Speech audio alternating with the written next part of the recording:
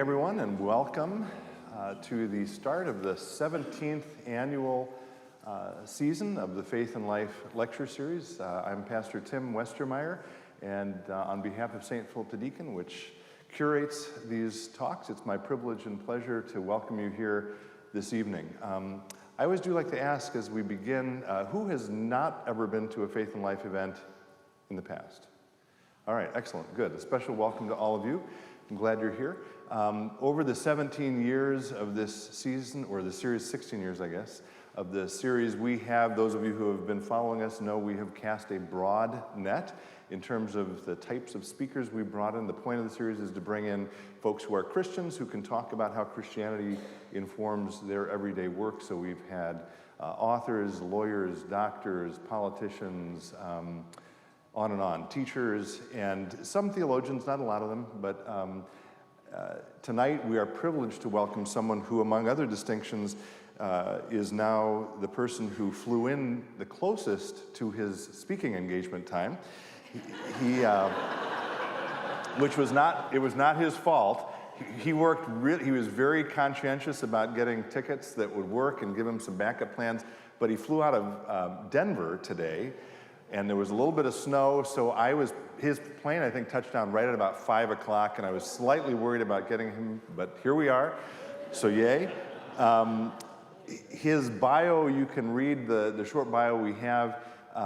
He spent 20 years doing international humanitarian work and has somehow become an expert on this thing called the Enneagram, which he has a book about, The Sacred Enneagram, which you can purchase following the talk. While we were driving here, though, I did ask him the question I always ask all of our speakers, which is there anything kind of quirky or, I don't know, different that I could talk about? And one of the things he said is he's not a big fan of his bio, so he wants to rewrite his bio, so he's working on that. He also said that as a child he wanted to sell exotic fish, and it was clear as we ordered a Jimmy John's for him tonight that he does not like American condiments, like mayonnaise and ketchup and mustard, and he also doesn't like pickles. But we are delighted to have him here. Will you help me welcome Chris Heuertz?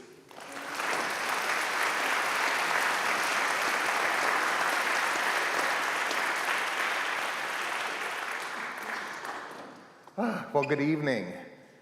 I do want to apologize. I only shaved the upper half of my face in your bathroom here because I ran out of shaving cream. But I'm just super duper glad I made it, and so grateful that y'all came out, and so thankful to be included in your community's rhythm. So huge honor, and appreciate your hospitality, appreciate how gracious everyone on your staff and team has been in making this possible. In 17 years, I mean, congratulations to you all to actually stick with something as meaningful and as substantive as this. And also 17, it's a prime number, so rock and roll for prime numbers. All right. Oh, dear. So my name is Chris Heuertz, and I live in Omaha, Nebraska. Just to give a little bit of context, I grew up on the northwest side of the city. My parents were broke. So looks like some of you remember the 70s.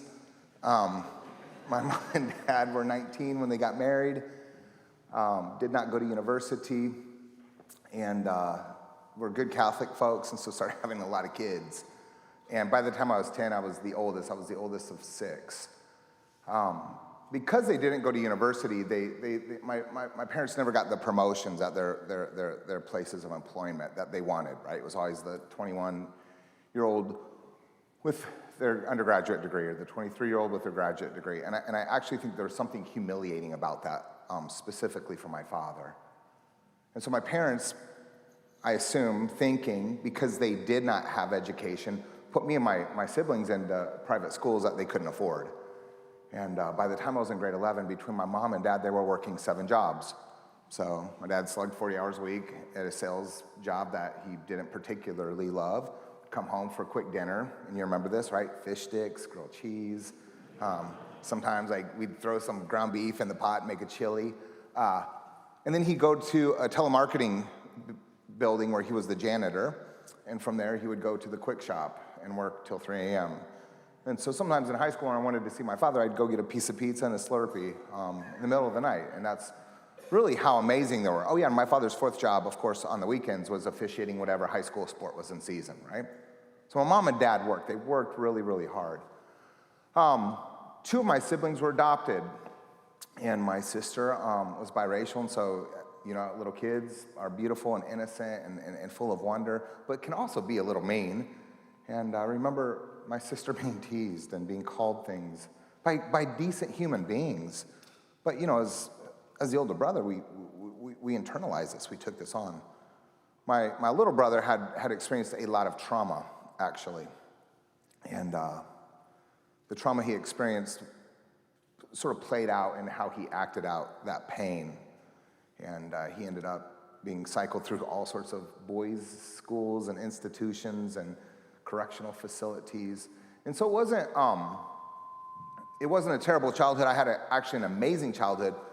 But the so-called working poor were my parents. The so-called racially other was my sister. The so-called street child was my brother. And all these ways that we sort of stack labels up on people, and especially the ways that we over-identify them with the areas where they're exploited, where they suffer, where they're marginalized, was my family. And you know this, when we look back on our lives, like hindsight we say is 20/20. It was as if I didn't have a choice in terms of the work that I did. Well, I ended up going to university. While I was in school, I spent a year in Jerusalem, and I was studying there in the Middle East. I was studying Phoenician and Aramaic and Ugaritic, like super interesting stuff. And after classes, my school is right there on Mount Zion. After classes, I'd go down to the Hinnom Valley and the Kidron Valley, and I'd kick a soccer ball around with these internally displaced Palestinian kids whose parents were also working 6-7 days a week, 10, 14 hours a day. But these kids weren't in school. These kids didn't have shoes. These kids were undernourished. And something changed in my perspective of what this sort of concept of poverty meant, right? Yeah, my parents were broke. It was really hard. And they really, really, really sacrificed for us. But man, there's always something on the table, right? I always went to school.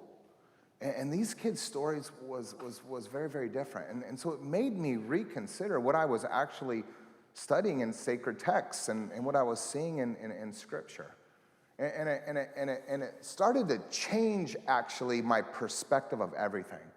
And I think of it like this. I lived in a little tiny town in central Kentucky for several years. And there were literally, like the sign, they were so proud of it, 4,217 people. Well, one day, my wife and I meet this couple who had been working in Malaysia, moved back to the States a couple years before that. We met them at church. And it was like, oh man, this is really interesting. Your work sounds fascinating. Would love to hear more about it. And then, of course, what happens in a little town of 4,217 people, we actually bumped into them on the street the next day. And we bumped into them at the market a few days later. And it turns out like we had memberships at the same places. And it was like, wait a second, I've probably seen you 100 times in my life, but I didn't have a name. I didn't recognize you. I couldn't identify you, even in a small space. And I felt like that's what happened to me in Jerusalem. I felt like my whole sort of concept of who are the oppressed, what is poverty, who are those that have been marginalized and how do we interact with that in the Scriptures. And of course, I had always spiritualized it to contextualize it so that I could read myself into the stories, so that I could read myself into the meaning. But I started making friends with and meeting people who were really suffering, who were exploited. So I finished school, and I quickly moved to South India. I joined this little organization, this little group of angsty, pissed Gen Xers, these activists who rubbed some Bible on our social ambitions and thought we were going to serve the Lord by healing the pain and setting what had been broken fixed and setting it right.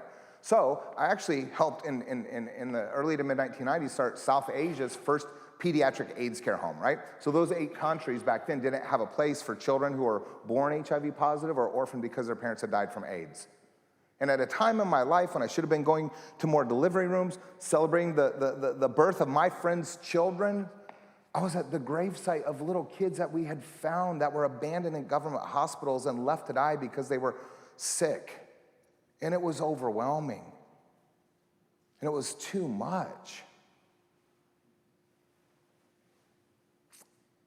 A few years after starting this home, I married Felina, my wife. We moved back to India, and this is where we thought that we would be living for the indefinite but unforeseeable future. But the guy who started our little organization resigned. There was just 6 or 7 of us involved, and so the board called me up and said, hey, we want you to come back to the States and run this thing. And Felina and I were just like, I don't know if that's really the play here, right? But we prayed on it, we considered it, we sort of asked ourselves, what would it look like if some of these things that had been simmering in our hearts for justice, for hope, could be replicated in the hearts of other folks?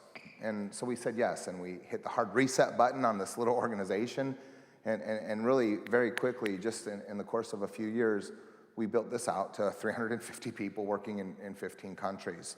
And we were focusing primarily on anti-trafficking efforts, so helping women and children primarily who had been trafficked into the commercial sex industry. We were in Sierra Leone during the Blood Diamonds conflict, helping little kids who had been conscripted to fight in civil war. Our communities lived in the neighborhoods. We were in the refugee camps, in the red light areas, the slums. And this was all sort of rooted in solidarity. This was all incubated in community. And we did this as an ecumenical community, so we were Catholic and Protestant, Orthodox, and evangelical folks. We did this very devotionally, as it was our act of worship. It was our way of embodying our prayer in the world. And it was incredible. Now, you know this. Community, we idealize it, we romanticize it, we fill this notion with meaning, and then it becomes unsatisfying. And community, the very place where we think we're going to find our sense of self, community, the very place where we think we're going to be healed, is typically, and maybe for a lot of us, the place where we experience our deepest wounds, where we've actually been betrayed. And so community was actually kind of becoming the distraction for our work, right? The hardest part of our work sometimes wasn't on the streets, it was around the table, working it out with folks that we thought were friends. And community, you can imagine, is taxing. And religious community, in particular, brings with it all sorts of problems, right? It's like we put the funk in dysfunction. So, religious communities, we are terrible at handling transitions. We don't let people go well, right? Community, you experience this in all of your relationships, your intimate relationships, your families, your friendships, your communal groupings. You experience this idea that if you stay long enough, there will be inevitable challenges. And these are the reasons you leave, and these are sometimes legitimate reasons to go. But man, in that community, we tried to look at these inevitable challenges, these strains and stressors in our relationships as potential gifts, as unexpected gifts. That could we work through these together, and could it make us stronger? And so we were stubborn, and we slugged it out, and it was a great run. And I was part of that community. I was part of that organization for 20 years. Well, at the 20th anniversary of the organization, we used to have this print journal, right? Like a magazine. Like we'd send it out to 20-some thousand subscribers. And we wanted to send the 20th anniversary sort of print journal out as a simultaneous celebration, but lament. Honoring the good and hard work while simultaneously honoring those who had been lost. So I put a call out. I put a call out to these 15 communities around the world, and I said, hey, let's do a memorial section. Let's name our friends. Let's name those who had been lost, who hadn't survived to celebrate 20 years with us. And as these names started to come in, I knew a lot of them, right? We were close. I was at a lot of the funerals for many of these folks. But it began to become more overwhelming than I could have imagined. And then by the end, when it was all sort of compiled, there were over 700 women and children that our community had buried in 20 years. And when I used to say, look, we're living, hopefully, among the dying, like, I wasn't trying to be pithy, but when I realized and I saw the names, I saw the gravity of the list, it took the breath out of me. And I think it was a sobering moment of realization that we'd been carrying a lot. We were young folks, maybe overdoing it in the wrong ways, trying to convince ourselves that we were doing something right. And this is very human. We all do a version of this. We clearly all project outside of ourselves what we don't want to contend with inside of ourselves, and we think we're actually helping when we're simply running from the yes and the first yes. We're simply running from not actually embracing and loving and holding ourselves with compassion. And when we think that we can do that somewhere else better, it catches up to us. And so when I look back on 20 years of that work, and it had caught up to me. I was bumping around on the bottom of life. I was exhausted. I was hurting myself. I was hurting my wife. I was hurting people in my community, and I needed a change. It's very typical Jungian, right? Like if we don't give ourselves over to transitions, our ego will carry us, our screaming shadow and subconscious, into the transitions we needed. Well, I had to make my own. And when I look back on 20 years of the work, I noticed there were three things that were very common and very chronic to what our efforting had looked like. And the first was, we were doing a better job of taking care of somebody else than we were ourselves. Now, look, I imagine almost every person in this room is guilty of that at one point or another in your life. If you've had children, if you're an educator, if you're a social worker in healthcare, if you're basically a decent human being, you've probably cared for somebody better than you've cared for yourself. And you see what happens here. The lack of integrity, the lack of credibility of that catches up to us. Secondly, we were young people, and we would get these really dynamic folks saying yes to these compelling vocations of hope to show up, thinking they would stay in these neighborhoods for the next 4 or 5, 10 years, who knows? But inevitably what would happen is every 8, 10, 12 months, somebody would cycle out. It was too much, too hard. They weren't prepared to face their own shadows in community, let alone the suffering that they were experiencing on the streets. And that inability to practice stability was devastating for community, right? So we were exhausted of saying hello and welcoming folks in and then saying goodbye and grieving those goodbyes. But the third thing that and of course this is predictable, the third thing that was really chronic in that community was a lot of us were perpetually teetering on the edge of burnout. And in fact, a lot of us did burn out. And when we burnt out, it was bad. People left upset. They left angry. A lot of folks, when they left, burnt out, they even walked away from their faith. And I don't want to take that away from them. But my sense was their faith wasn't failing them in their vocational fidelity. It was that their beliefs couldn't hold up in the face of the suffering we were witnessing, right? And we know this, that you don't have to believe the things that you put your faith in. That's actually contrary to even the essence and the substance of faith, because faith is making an option for the absurd. Faith is putting our hope in something that's unbelievable.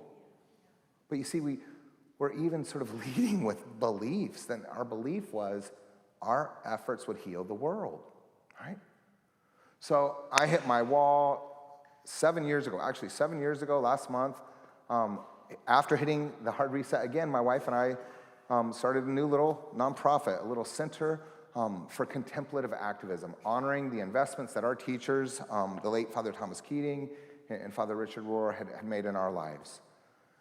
And what we wanted to do was basically sort of set up this sort of space for the activist soul. We wanted to basically make this sort of gift to people who want to be the midwives to the new we, who want to help heal the world, who actually want to bring their faith into social engagement, but simultaneously realize it needs to be rooted in a deep spirituality. And so what we wanted to do was introduce folks like that from all faiths and no faiths to the historic Christian contemplative tradition as a way of rooting our social engagement in the world, as a way of confessionally saying, could we just do good a little better? Because we're not going to do it great. We're still going to mess it up. We're going to bring the best and the worst of ourselves into it. And if we could just move the needle just a tiny bit through observation, and I mean a kind of inner observation, rooted in contemplation, what would that look like? What would it look like if there were resources for myself and my wife and my former community members to have not had to burn out in what we thought was good work? So what we do now is not sexy at all. Like, it's super uninteresting.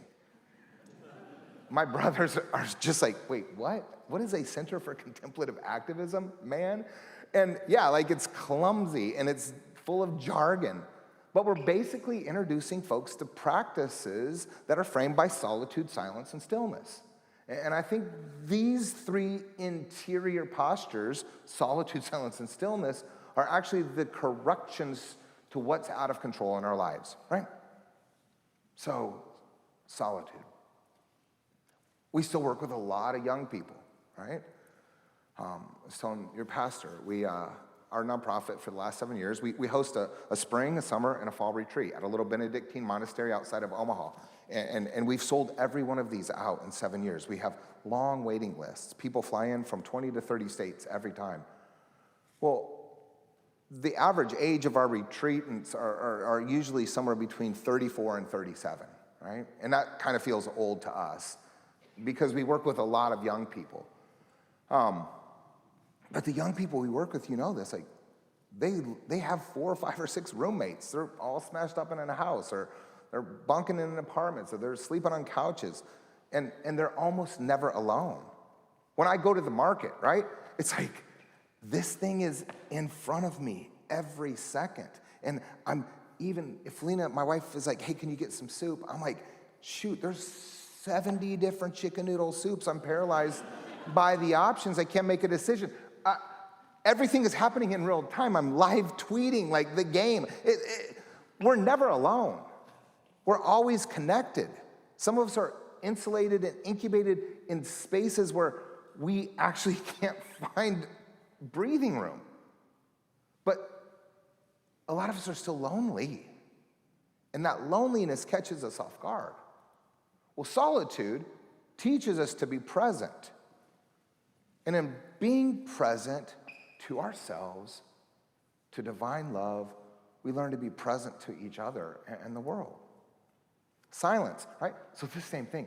If this isn't blowing up with Instagram notifications, texts, voicemails, because I'm not going to answer a call, I'm like, do you guys get reception here? Because we're addicted to these digital distractions. And I hate to say it, but like, if we went out for a coffee or a glass of wine, this probably would be on the table between us, even if we were having a deep heart-to-heart conversation. And what this is a symbol of, and what this reminds us of, is that we've lost the ability, the practice of listening, right? So silence teaches us to listen. And again, it teaches us to listen to ourselves so that we can listen to the voice of love, so that we can listen to one another. And then stillness, right? Oh boy.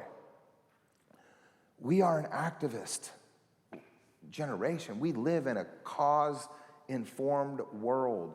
If I got on some of y'all's social media profiles, I imagine I would see the organizations that you support, the issues that break your heart, the fights for justice that you get behind and rally behind. And that's great, actually. But you know this, when we are cause-driven, we turn the person who's exploited, those who've been marginalized, into the embodied face of an issue that we think is important to us, and it's further diminishing their humanity, and ours, actually, in that.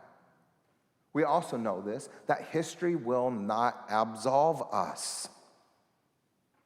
The unintended harmful consequences of our best efforts in the world are paid for by someone else, right? So where I live in Omaha, right? For 17 years, Flea and I lived in this gorgeous little 1920s brown brick townhouse on North 33rd Street. And there are a lot of folks from the Omaha Reservation who live in my neighborhood. And those folks primarily or generally are really broke. Had to help folks pay electricity bills in the winter because their little kids are freezing cold. And I can't help but think of some of my friends in the neighborhood on trash day when we recycle and roll out our big containers full of our plastics and our papers and our glass and all of these things that we're actually sort of earmarking so that we can be stewards of the environment and heal the earth, right? And they're probably just saying, man, you sure consume a lot to save the world, don't you? I mean, it's our overconsumption looking back at us, right? The irony of tweeting the revolution on a device that requires a mineral to be mined in Central Africa that is so valuable that a war has been fought over it, that sexual violence has perpetuated the brutalities and atrocities of the conflict. The blood is on our hands, and history will not absolve us either. So stillness teaches us restraint. And in restraint, we actually learn the discernment for what proper engagement should look like, right? So solitude, silence, and stillness, these are the corrections for what's out of control in our lives. And these are the interior postures that we bring into what we hold as our practice, all right? So that's what we're doing. And really, that's what I want to talk about tonight, right? The sort of tagline was on how prayer heals the world. And here's the bummer, sorry. The punchline is, it doesn't. So that's kind of a bummer. Now, I'm really glad that this is what we can talk about tonight. And actually, I'm just gonna reflect a little bit here for maybe the next 15, 20 minutes and then kind of open this up into some conversation around it. I'm really glad this is what we're talking about tonight because most of my work right now is around the Enneagram. And actually, the book there is aligning your Enneagram type with how you bring your contemplative practice into, the addictions or the prisons of your personality. And if you don't know what the Enneagram is, chase me down. This is a brain bender. But it essentially shows you how your personality is essentially your ego set of coping addictions that you've wrapped up around a childhood wound so that you don't have to tell yourself the truth about who you really are, okay? That's it. We would rather project the mythology of who we want to be than say yes to ourselves, than to simply look inward and to show ourselves kindness and compassion, acceptance and love. But because we don't, we're also creating problems in our relationships and in the world. So how does prayer actually help that? How does prayer help support the becoming of who we've always been, the remembering of our soul's purpose, reason for being that we've forgotten, that we've been disconnected from, that we've lost? And I'll say this, how prayer changes the world is it changes you. I love it. My wife says this all the time. To the extent that we are transformed, the world will be transformed. And I wish I would have known that at the beginning of 20 years of humanitarian work. That it's not changing it outside of myself, it's starting inside of myself. But you see, the 20-something version of myself would have thought that was so narcissistic, that was so self-centered. How could I actually love myself first? So, let's talk about prayer for a second. And when we talk about things that are just so much hardwired to our religious experience that we kind of have insider lingo and shorthand for, I actually like to step back and just start with the basics. And so what do we mean by prayer? And I think it's an important question for all of us to ask ourselves. What do we mean by prayer? What do we mean by prayer? See, how I grew up, prayer was a conversation that I was initiating. Prayer was generally me asking God for things that I didn't have, for things that I should probably want, for things that people in my life needed. For me, prayer was a conversation that I initiated, asking for forgiveness, telling God what I thought about the divine. Prayer was sort of this collective experience where I would show up to an auditorium on a Sunday morning, and it sort of played out like this: group karaoke for 20 minutes. They'd send some baskets around, we'd pay the cover, and we all knew what the cover was, 10%. And then we'd listen to somebody bump their gums at us for 20 to 40 minutes, lecture style, high five and walk on out of the room. And it was like, wow, that was so amazing, right? But no, that didn't work for me. Even our religious spaces, like, it seems like your chairs here we could move these around. And an old Jewish guy, you've probably heard Peter Block speak or write before, says that even in our liturgical and educational institutional spaces, how the rooms are arranged is to colonize the mind. So like in the Catholic Church where I went as a kid, yeah, those pews were bolted to the floor. There was no moving them. And even in the churches I grew up, it was a worshiping community of people that I sat shoulder to shoulder with, but the majority of them I saw the back of their heads. There was always someone elevated as if they were a religious expert, as if they had figured it out, presenting, right? And so we kind of hijacked what we meant by prayer, at least in my socialization, at least in my religious community. And I have to think that God's probably just like, seriously, man, I've heard you say all of these things. I get it. You don't have to say them anymore. And I wonder, right? I wonder what God's love languages are. Because I think one of them has probably got to be hang out. Could you just be quiet? I know you're sorry. You've told me a dozen times. Like, you've asked for this thing for years, and can you take a hint? Could we just be together? And I think that's what was the important correction for me. That prayer isn't always a conversation around needs that I initiate. When we were introduced to contemplative practice by Father Thomas Keating, it quickly turned everything upside down for us. And we very quickly began to realize that prayer is a kind of abiding in the embrace of divine love. Now, imagine there's a lot of you that have a practice, a daily practice, a weekly practice. But for how I grew up, this was all new to me. Like, in fact, if you would have thrown a question like, hey, what's the difference between meditation or contemplation to me, I would have been like, it's no difference, man. Because I had been taught to meditate on the scripture, meditate on fruits of the Spirit, attributes of God. I was bringing my mind again into something where I was efforting, where I was leading. When Father Thomas Keating started introduce us to the contemplative tradition, it was a learning to let go. It was a kind of consenting. It was actually realizing that in my efforting, I've missed what prayer always was. So Father Richard Heuser, some of you probably know Father Heuser, died in the spring of 2018. He was at Creighton University, right down the street from us. And Father Heuser was a great old Jesuit priest. Wrote some great books. Father Heuser taught us that in our Western model of spirituality, it's as if we put God sort of above in an elevated position and us in a humiliated position below, and yes, we are separate from God. In Western model of spirituality, what prayer looks like, and even this sort of hierarchy is, I initiate, I ask, and in me asking, God responds. And when God comes down and responds and gives grace, then I am saved.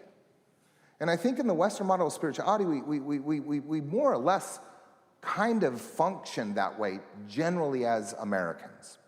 Now, I would say this, with most good-hearted Christian folks, if I asked you, do you save yourself? Almost all of them would say no.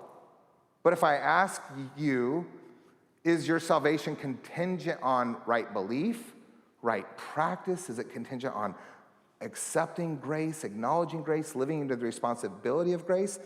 Then a lot of us would probably say, yeah, there's something tethered to my sense of salvation that sounds like this. I am standing in a hallway of options, and these options are all the religions, and so I picked the right one, Christianity. I walk into this room and it's like, good Lord, how many options are down this hall? So can I be a Mormon and Christian, or Seventh-day Adventist and Christian, or Catholic and Christian, or can I be Presbyterian and Christian? And again, you have to make another right decision to go down another pathway. And then depending on that pathway's notion of what grace is, you have to consciously and conceptually agree to a situation that says, I am fundamentally flawed and need to be saved. I need something that was a kind of transaction on a cross 2,000 years ago that produces grace, and I have to consciously accept and receive grace, and then I consciously, like I said, live into the responsibility of what that grace looks like. And man, that's a lot of work to not save yourself. So Father Richard Heuertz says, let's do this.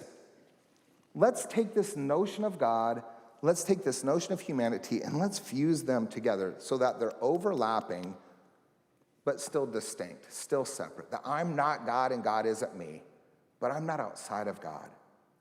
And where this overlap takes place, Father Richard Heuertz says, that's grace.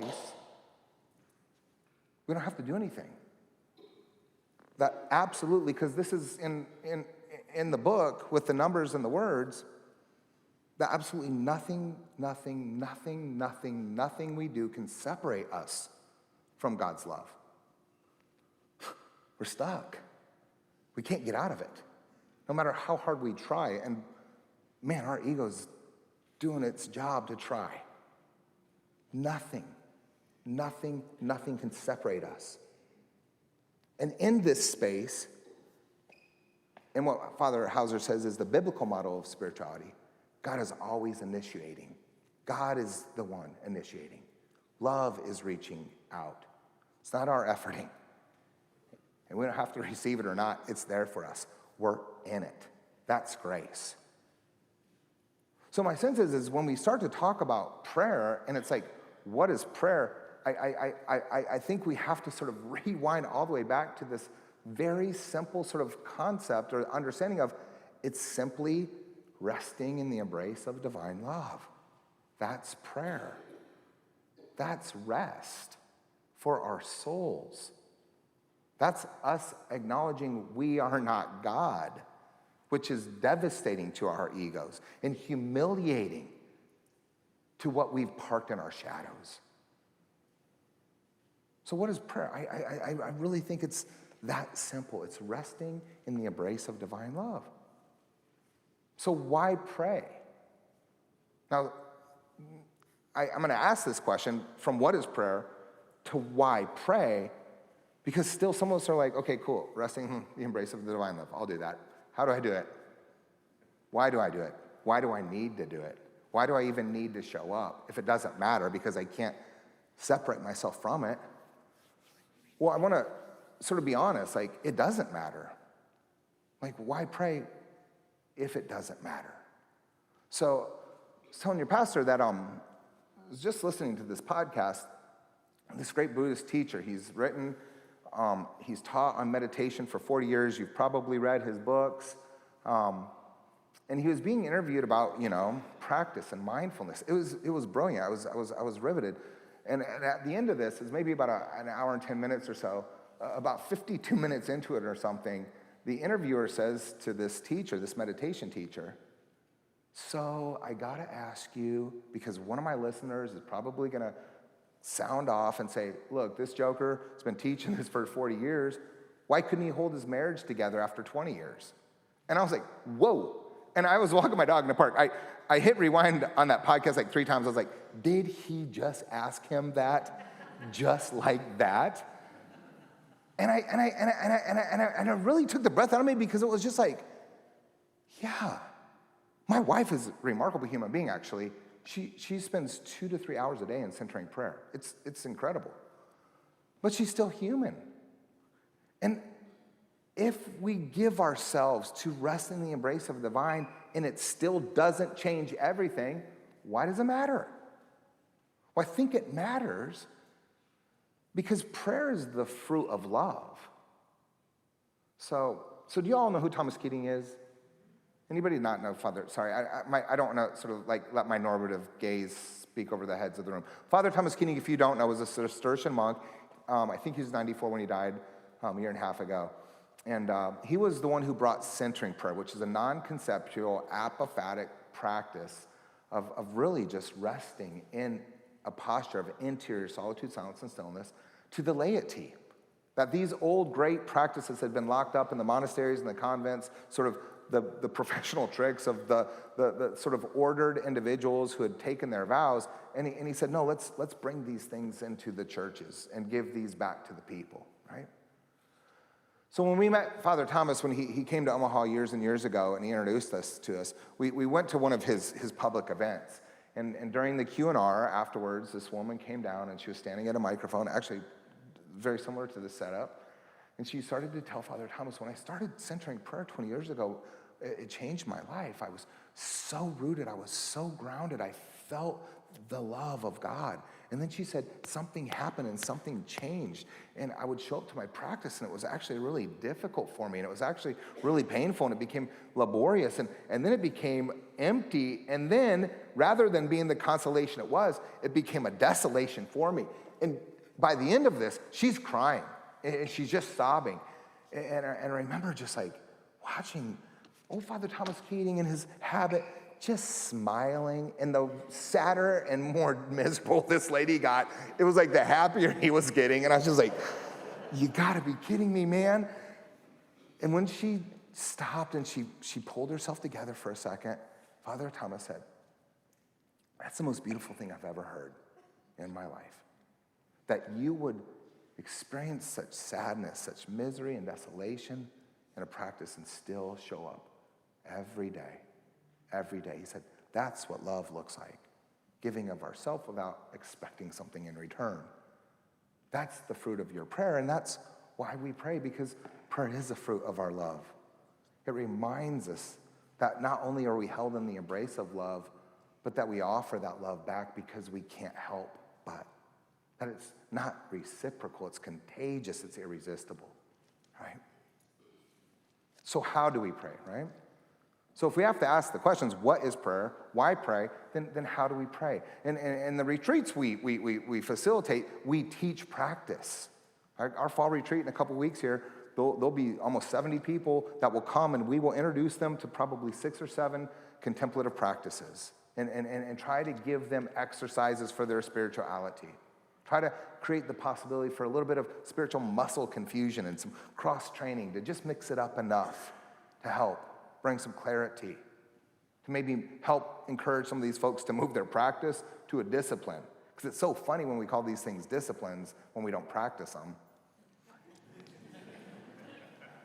Rather than saying, how do we pray, and saying, well, here's a few good options, I want to say there's these interior postures that we bring into the how. And the first one is, I think we pray with our doubt. And I think that's the most human and the most honest way, right? We used to say this in 20 years of humanitarian work, that we were bearing witness to hope in a world that had legitimate reasons to question the possibility of a good God. My friends still pray prayers that go unanswered. We still do a lot of work with folks who've been trafficked, and I do not know how they have the resiliency not to lose their faith. And so it is in doubt that we pray, that we bring that hope forward. I think we secondly pray with our presence, right? Look, I know a lot of you are asking God to answer things for people in your lives, in your neighborhood, in your community, in your family. Guess what? Just be the answer to the prayer. Show up. Like, make yourself available to be the embodied answer to what you're asking for. And so we pray with our presence. And that's how we live faithfully. But the last thing I'll say before we kick this open is we pray with our brokenness. And I want to be really careful here about words, because I'm not speaking of our woundedness. Our woundedness is the shared condition of our humanity. We've been hurt. Some of us have experienced, and I'm sorry, real trauma, real pain. I'm not talking about our woundedness. I'm talking about what we do with that woundedness, and that is the voluntary submission of the possibility that wounds could be healed, that there is a redemption tucked in them, that the wounds are actually the evidence of hope. And you know this. This is the great trick in the New Testament, right? Every time Jesus is in front of bread, there's 4 verbs. He takes it, he blesses it, he breaks it, and then he gives it. And every time he gives it, there's a miracle, right? So 4,000 folks, 5,000 folks are fed. He's on the road to Emmaus after the crucifixion. These people don't know it's him. He is the classic trickster, and he's hearing about the story, his own sort of story, and they sit down at a table. He takes the bread, he blesses it, he breaks it, and gives it, and then their eyes were open, and then they recognized that it was the Christ. You see, we've been taken by God. We know that. If you are here tonight, it's obvious you are blessed. What is it that will allow us to be broken? Because it is in the breaking of even the best of ourselves that we can be given. And that's how prayer heals the world. When we're healed, when we're transformed, when we realize we're not God, and when we learn to rest in the embrace of divine love. It's that simple, right? So you don't have to effort as hard as you have been. You don't have to work as hard as you've done your best. You've probably done more than you've needed to. You don't have to read any more books on this. You don't have to track it in your apps anymore or keep a prayer journal. Just rest in love and let go. And in that consent and in that rest, you will be embraced by something more beautiful than you can imagine. Because this is true. God is not as hard on you as you are on yourself, and God wants to love you more than you want to be loved. But it is our resistance, even in our prayers, that doesn't allow for that to take root. So, cool, we have some time. I'm going to turn over to your pastor, and then we'll see what we can do with a little bit more of this.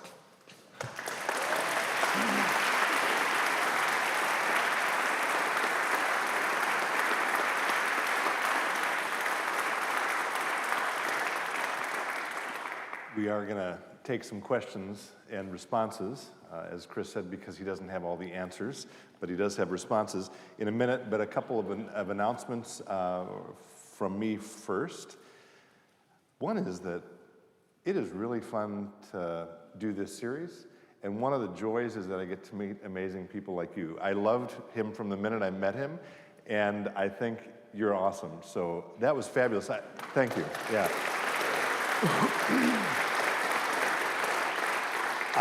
As a pastor, I'll get to my announcements in a second, but I've been doing this a while, and I will tell you that when you advertise things that include learning about prayer, people stay away in droves. So, thank you for coming out for this. And I'll tell you, you hear someone like Chris talk about solitude, stillness, and silence, and doesn't it sound like, oh, I so need some of that? Yeah? So sign up for one of his retreats if you can get in. They're all really busy. Anyway, the next event I want to mention is with Colleen Carroll Campbell, November 21st. It's called Faith and Perfection. To be clear, she will not be encouraging perfection, just to be clear about that. But join us for that. If you would like to be reminded about upcoming events, you can sign up for our email alerts or sign up or like us on Facebook. You can find that in the program here. And then I do want to say a few thank yous. These events from the beginning have always been sponsored, underwritten by very generous individuals and organizations. Many of those individuals, I'm not going to read them all, but many of them are here tonight. Not the organizations, but the people behind the organizations.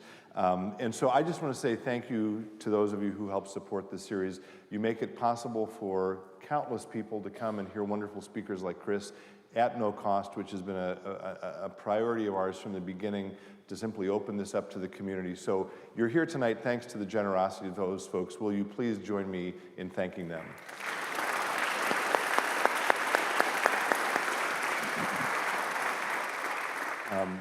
Chris said you do not have to read any more books, but he has a book for sale tonight, which is being sold by our friends at Subtext Books, which is an independent bookseller in St. Paul. So thank you, Subtext Books, for helping out with that. You can pick this up, and he will be signing books following.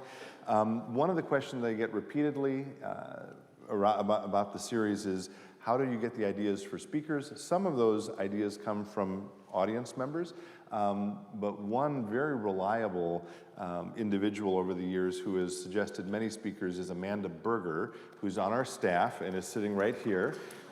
So Amanda,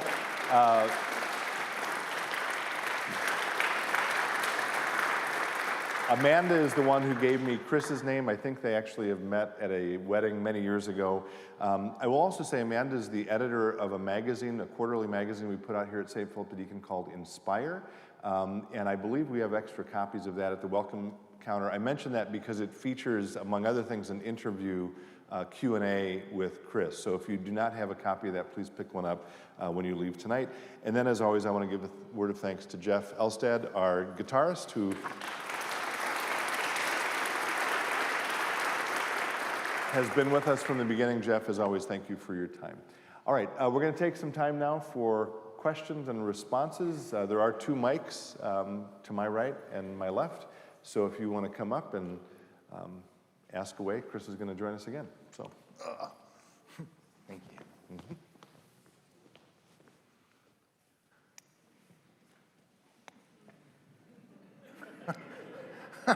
So funny to stand behind a lectern, right?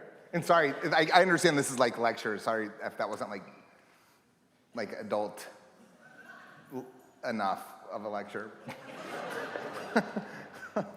Thank you for being here. I drove in from Stillwater. I'm a spiritual director, a Lutheran, and a spiritual director, and I'm always trying to soak in more goodness, more wisdom, so I can pass that on to my directees and through myself as well. Can you speak to the difference again between contemplation and meditation? That's my question. Well, so I think in Eastern religious traditions, these things are very similar.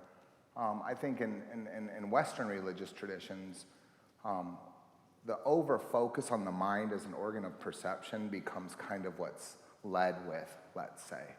And so at least how I grew up, meditation was a kind of focusing practice, specifically rooted in Scripture, or like I said, like the fruits of the Spirit. Let's meditate on a passage from the New Testament, let's say. I think contemplation is really a kind of gazing. And in that gazing, again, I think if we bring our Western spirituality model into this, we assume that it's us gazing at God when I actually think it's us being seen by love. It's us being the subject of what is gazing upon what's beautiful in us that we've forgotten. And so it's a learning to rest in that. It's learning to be held in that. And this is hard. This is really hard for us because non-conceptual practices that, right, this term apophatic practices, prayers without symbols, without words, without images, it can be devastating for our religious sense of self because for a lot of us, we've been taught that we are the initiator. We're the driver. And what's a bummer about that is the subtext is we then become God. So when we teach centering prayer, and there's folks who have come out of, let's say, more conservative religious traditions who don't have exposure to apophatic practices, there's always a protest. And the protest is often led with concern. And the concern is something like this. Well, if I do completely open my heart up in this interior posture of solitude, silence, and stillness, and I don't fill it with words or symbols or intentions, what am I opening myself up to? And it's a fair question, but you see, it's not the real question. What the question is saying is, I don't trust God. If I get out of the driver's seat and sit in the back and let God take over, I actually think God's going to let some Hindu devil hijack the vehicle. Like, I'm a better driver, so let me lead this thing. And it's sad. It's really sad. It's not fear. It's that we don't trust God. Yeah. So I think this is what contemplation allows for, is to just be seen and to really just let go, rest, and consent. Excellent. Thank you. I don't know. Thanks.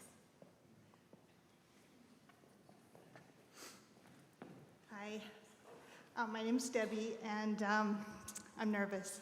And I just wanted to tell you that I have 5 kids, and the last one's about ready to leave. And I did the Enneagram a long time ago, and I wanted to look at it again. And it's just such an odd thing because I downloaded a book and read it, and I didn't pay attention to who the author was. And then I was kind of filling in my days because I'm kind of lonely right now. And I decided to come tonight, and it was your book. Oh. And Thank I you. wanted to come up and tell you that I super highly recommend it. Aw. It was really a big change for me to see the Enneagram from a spiritual point of view instead of a secular point, and it really made a difference to how I feel about things that I've changed in my life, and I think you did a great job tonight, too. And I'm kind of wondering, as I read this Enneagram, and it just fit me so well. Are these things, I mean, there's some negativities to it, right? Or, I mean, if you want to call them that, are these things that we should just say, that's just how I am? Or are these things that we should kind of try to change about ourselves? I guess that's my question. But I, again, also want to really recommend that book, because it was awesome. So. Thanks for saying that. Yeah, that's a great question. So I know this isn't an Enneagram event, sorry. In my real life, like, basically, the Enneagram takes over everything. And I'm okay with that. What I'm trying to do, actually, is maybe bring a different tone into the conversation around what your type is. So I'm sorry, if you don't know anything about the Enneagram, like,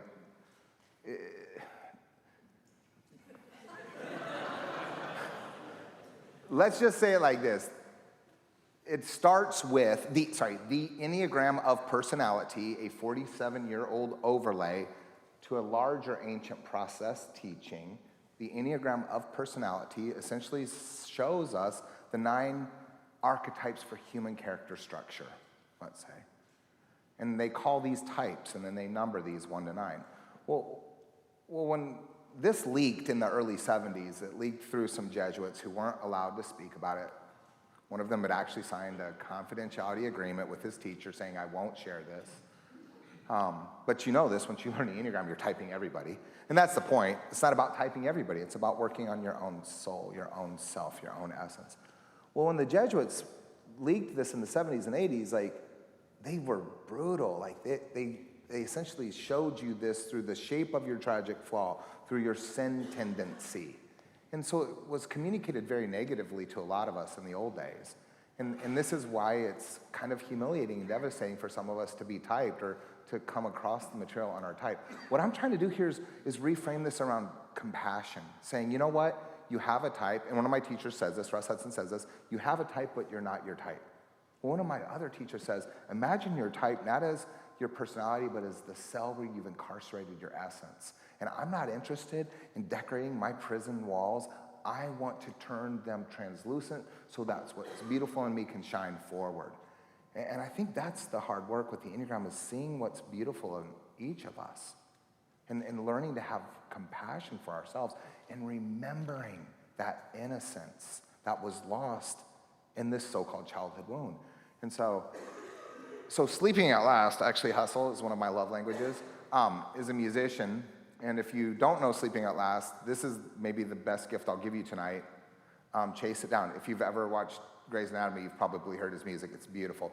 But him and I recorded 9 podcasts on each of the types. So there's a 90-minute podcast for every type.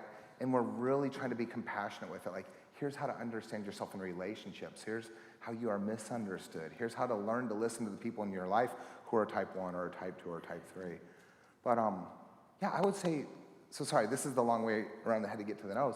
I would say that when there is a sense of negativity that comes forward as you relate to your type, you have to learn to laugh at it. And you have to learn to laugh at your predictable patterns. Oh, I'm doing that again. I always do that. I've been doing that different ways for the last 50 years of my life. I'm going to keep doing this. And you have to learn to laugh at it. And my spiritual director, every time I meet with him, it's basically a lesson in Latin.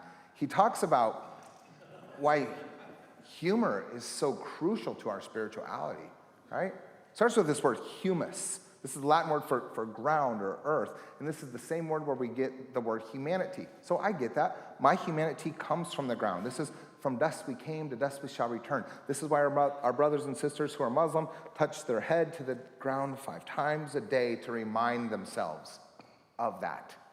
So humanity, of course, it comes from earth. Well, humility also comes from that same word. So yes, I'm not God. So from the earth, my humanity comes, and I am not God, and I live into the humility of that. Well, it also is the word for humor. And you see, if we can't find a sense of humor about the humility of our humanity, then we're going to be stuck, and we're going to beat ourselves up, and it's actually not going to be a super pleasant run. So you just got to laugh at yourself. Like, you just got to look at your type structure and learn to laugh at yourself. It's like little kids, man. They're so obvious, and it's kind of cute and funny. And that's what's, I think the Enneagram also shows us, is that there's an inner child in all of us that's trying to act like an adult. So, yeah.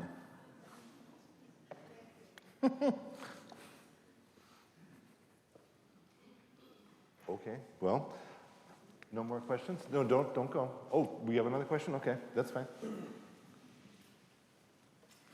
I'm going to just go ahead and call last question, and then there will be 12 other people that are going to stand up right over here. But let's make this the last question. So I have a vague, half-cocked idea that I don't know how this will come out. So I grew up in a conservative, evangelical, Western Christian tradition. I've been in the process of becoming Orthodox for about 3 years.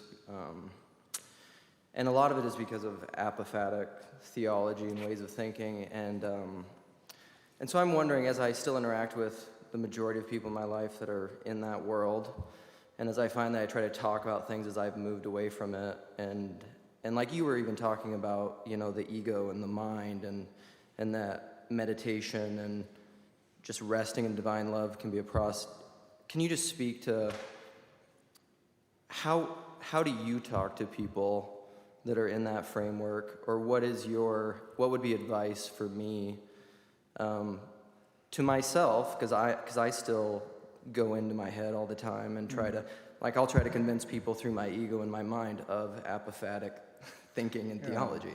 So can you just speak to that, and how maybe contemplation, meditation, and centering prayer can maybe be a answer? Yeah. So two things come to mind. And the first is this. So sorry, I'm going to rewind back to the Enneagram just one last time. If you remember the basic building blocks of the Enneagram, it speaks of these organs of perception: our mind, our heart, and our gut. And these are what are called intelligence centers in the Enneagram, right? So our thoughts, our feelings, our intuitions are actually, if you know where your type sits in the head, the heart, or the body, you know actually the easiest place and the easiest way for you to practice discernment, right? So some of us actually have to learn to trust our thoughts. Others of us really have to learn to trust our feelings. I think one of my little sisters is a type 2, that's a heart type. And I remember adults telling her when she was a kid, don't trust your feelings, think that out. Well, guess what? If you're a heart type, heart-centered person, your feelings are going to tell you something that your mind can't. And then some of us are in our bodies. We're instinctive. We have this intuition. And you see, again, there's a kind of bias, at least in Western religious traditions, for the head to sort of be what leads how we frame some of these conversations or experiences or prayers. So when I introduce the intelligence centers in the Enneagram, the head, the heart, and the body, what I try to encourage people to do is identify where you primarily process and perceive reality and go with it and see what it can offer you, and learn to grow in fluency with that organ of perception as a place to practice discernment. However, it's the over-identifying with any one of these that also keeps us stuck. And so the real hard work is integrating all of these organs of perception and bringing them into alignment, okay? And this is what Gurdjieff, one of the old sort of trickster Enneagram teachers, said, that unless all three of these centers are brought into awareness, you've not had a spiritual experience. So when I'm introducing this at workshops and stuff, I usually do a throwback to The Wizard of Oz, right? So I have to ask, has anybody not seen The Wizard of Oz or read the book? So good, super good Americans. Refresher goes like this. There's a little white girl in Kansas who gets knocked out cold in a storm, and she falls into a dream. And when she comes into awareness of the dream, everything is wild. It's tricked out. It's magical. There's monkeys with wings. There's witches flying around on bikes. There's folks singing songs. You can eat the flowers. It's wild.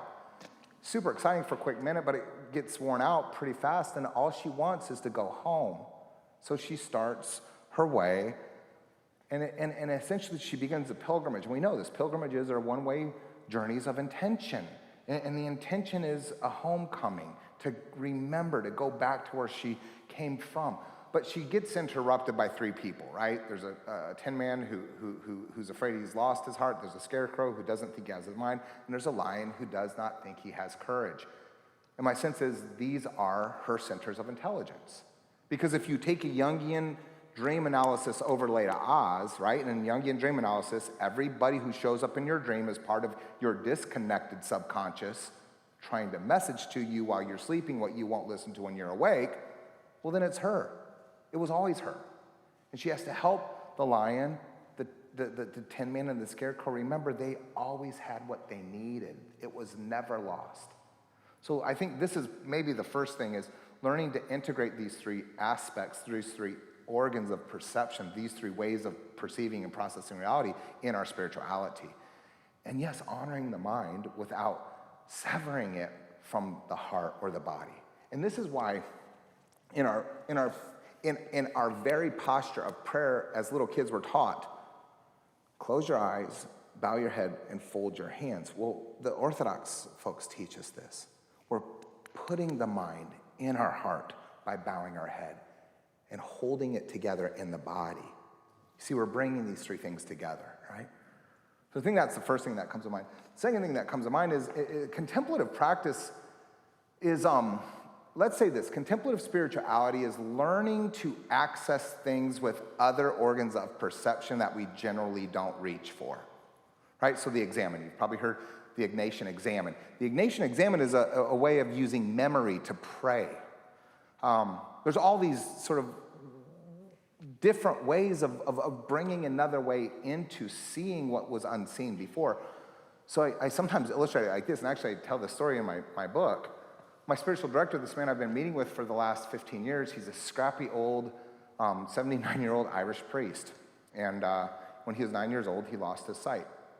Well, I had been a bad directee, sorry to the spiritual directors in here, and was skipping for a minute, and saw that Father Gilk, my spiritual director, was giving a retreat. And I thought, cool, I'll go on retreat, and I'll sort of catch up on all these missed sessions.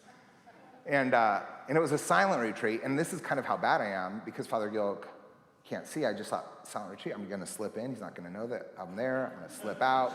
And then I'll schedule an appointment and say, yeah, on retreat when you said this, and he'll think, oh yeah, this guy's not slacking. So a couple days before the retreat, Father Gilk's secretary calls me up. She's like, hey, Father Gilk, noticed your name on the list. And I was like, oh man. She's like, do you mind driving him to the retreat center? And I was like, super duper. I'm totally gonna catch up on spiritual direction in the car. And so I pick him up at the community center where he lives. This is back in the day where I had GPS on the, suction cup on the windshield. And as we pull out, the voice goes, in 2 blocks, turn left. Father York goes, what's that? I go, this is the GPS. It's going to help us get into the monastery. He's like, oh, that'll be interesting. And I'm like, what?